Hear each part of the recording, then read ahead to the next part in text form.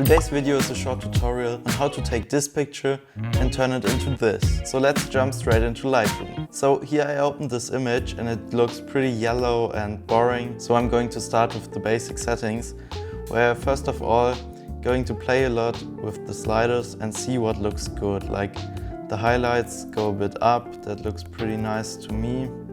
The shadows, I want a bit of contrast, so I put them down. Yeah, like this.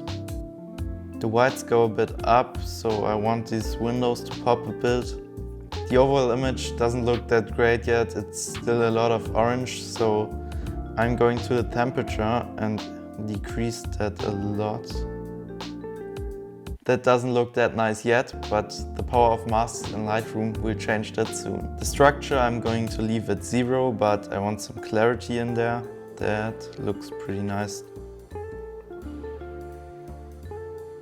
Some dynamic in there to pop the colors. Yeah, a bit like this.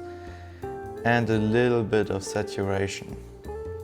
Yeah, the blues and yellows are still not that what I'm looking for. So we're going down to the HSL tab to change that. First of all, the reds, yeah, doesn't change a lot, so I'm going to leave them. But the oranges, we want the yellows to be a little bit more orange, so I'm going to turn that slider a little bit to the left. 30 looks good to me. Now the yellows. Yeah, I want them orange, so I'm going to leave them at -100.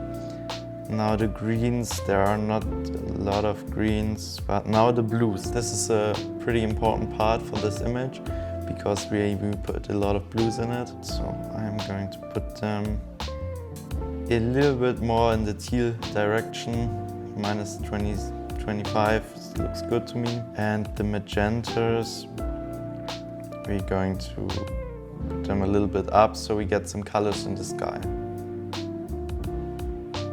The next thing is the color grading. I want the shadows to be a little bit more yellow or green.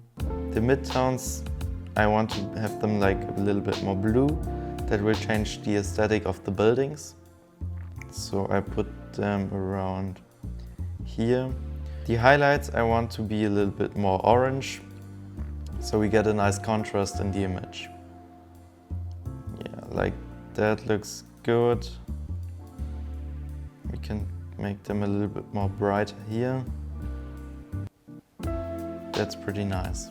The picture looks pretty nice now. The next step is to crop it a little bit down, because here on the left side we have some nasty blacks. I don't want to have them in my shots. And the right side is a little bit empty, so that looks pretty good to me. And now it's time for the most important part of Lightroom, the masks. So I'm going into the mask tab, and the first thing I'm going to take is the linear gradient. The sky looks a little bit blue and I want to have it in a dark black. So I'm going to drag that down from the top. And then I'm going to decrease the brightness. Yeah, a little bit. And I want to drag the highlights down as well. Like this. Looks pretty good. And we can see we darkened up the sky and it looks much better than before. The buildings are still looking a little bit too blue for me, so I'm going to make a new mask. And we are now going to use the most powerful tool in Lightroom. So here we can see the select subject option. And when I'm going to press that, Lightroom is going to automatically see where our subject is and mask it out for me. Did a pretty nice job, not perfect, but we don't care because those buildings in front are just black, so that looks black anyways. And as I said, the buildings are looking a little bit too blue in my eyes, so I'm going to put the white balance a little bit up. So the shadows are going up a little bit, the whites go up to make the windows pop. Yeah, you can see the buildings will pop now a little bit more. And the blacks go up a little bit as well. The next thing we're going to do is a little bit of sharpness into the buildings, because those are our main subjects and we want people to see them. For that I'm going to zoom in.